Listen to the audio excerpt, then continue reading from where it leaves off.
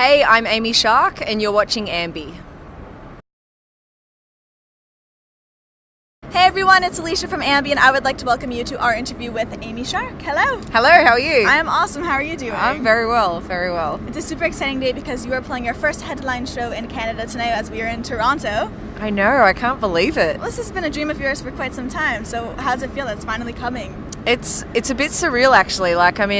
Everything's happened very quickly, and when my management said that you're going to be playing shows in Canada, I was like, 2020, are we talking like a few years? And they're like, no, like 4 months. So I'm like, I can't believe I'm here right now. There are going to be a lot of firsts on this tour as far as places you're playing, people you'll be seeing. So is there anything in specific that you cannot wait to hit up? The last time I was in Toronto, I was 7 years old. So I was really looking forward to coming back here and actually taking it in and being just old enough to even remember it. So, I'm really excited to be here. But I'm actually looking forward to playing the Mercury Lounge in New York. Legendary. Yeah, exactly. There, right? That's so true.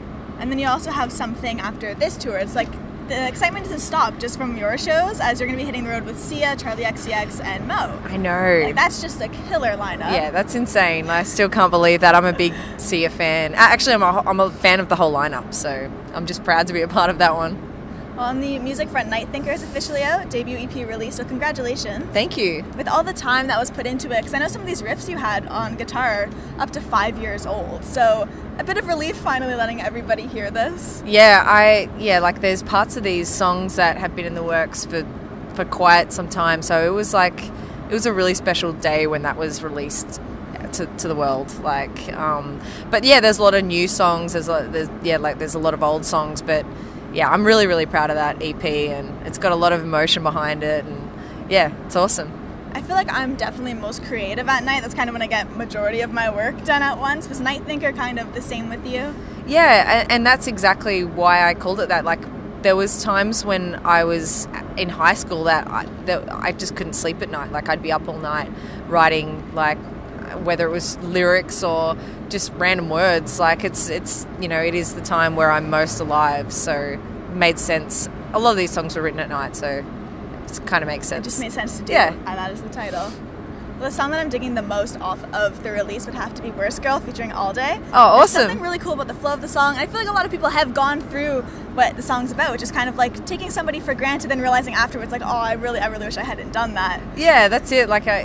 There's so many positive songs on the EP, but there's also a lot of brutal honesty where you sort of take a step back and look at yourself and go, I'm definitely not in the right all the time, and I'm definitely not an easy person to be around all of the time. So yeah, I think people are connecting with that as well, which is great. Have you always been a fairly blunt person, and that's kind of why that transitioned onto the release? I like to say it how it is, and I think people will see in my songs that I edit a lot of crap out. Like I use words that are meant to be there. I don't really tiptoe around the topic. I'll always get to the point somewhere along the line. So yeah, I think I've always been that type of person.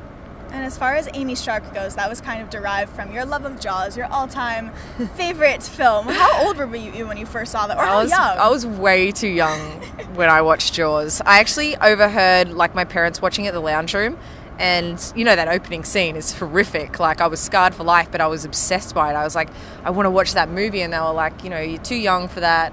Anyway, I went to my grandparents, and my grandma doesn't know how to say no, so she ended up buying me the movie, and then I watched it every day after school and would have crazy nightmares about it. But then that just ticked off this massive obsession with sharks. I watch documentaries, I read books about them. It's getting really unhealthy. And when it comes to school, one of your favorite topics would have had to been film, right? Definitely. So if you could score a film, what do you think it would be about? Ooh, if I could score a movie, I think I'd love to do a really a teen drama probably. Okay. I really, where I fell in love with sort of music in TV was like The OC and One Tree Hill. I used to love the songs that they would place in those movies, but yeah, that would be a dream. would be a dream to write music for a movie. That kind of goes hand in hand as well with some of the videos you've directed, because a lot of them take place in courts that look like they're school courts, like basketball courts, so it works out, right? Yeah, exactly. And like at the beginning there was no budget, so I had to be a jack of all trades. I have a couple of tweets that I'd like to learn a little bit more about that you sent out. Okay, great. So the first one is, I need to apologize for all my Smith Street Band tweets. So tell me about your obsession with these guys, because they're really good. I can understand it. Yeah, I was pretty late to the party with Smith Street Band, and I kept hearing their name all the time. They're heavily promoted in Australia, and then I was lucky enough to be added to the Groove and the Moo lineup, which is, a festival around regional parts of Australia, and they were on the lineup. And I caught one of their sets, and I was like obsessed, straight up, like from the first song. And then I would run from my set to go and make sure I caught them every day. Awesome. And then downloaded everything they'd ever brought out. And yeah, it's once again, that's also getting really unhealthy, that obsession. Another one I have is, I just had a 5 a.m. phone call to the States with my all-time favorite musician. We actually didn't say who that was with, so who was on the... No, it was a little mysterious there, yeah, wasn't you I? were. Now we're going to get to the bottom of it.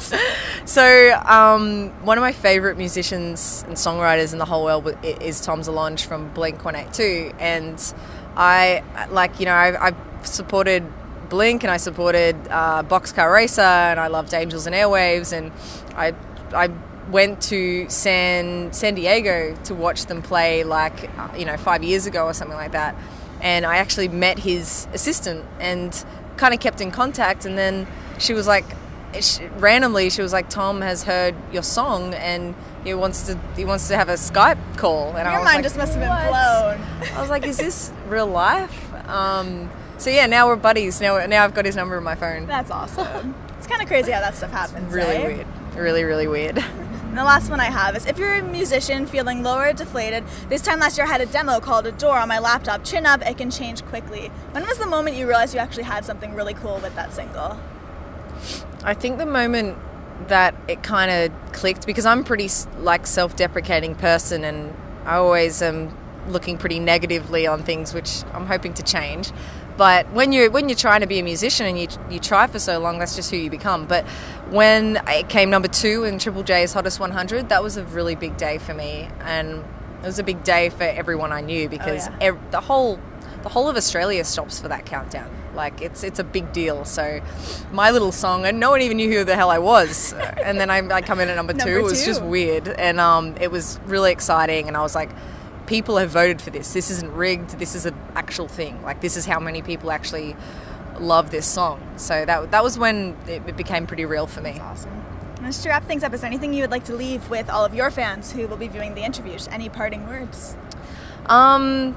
Thanks for listening to my music, and hopefully there will be a lot more new stuff coming out very, very soon. So stick with me. Perfect. Thank you so much for joining me today. No worries. Thanks for having me. My pleasure. And remember, to everyone viewing, you can visit us at musicblogger.com for all exclusive interviews, features, videos, and so much more. See you next time.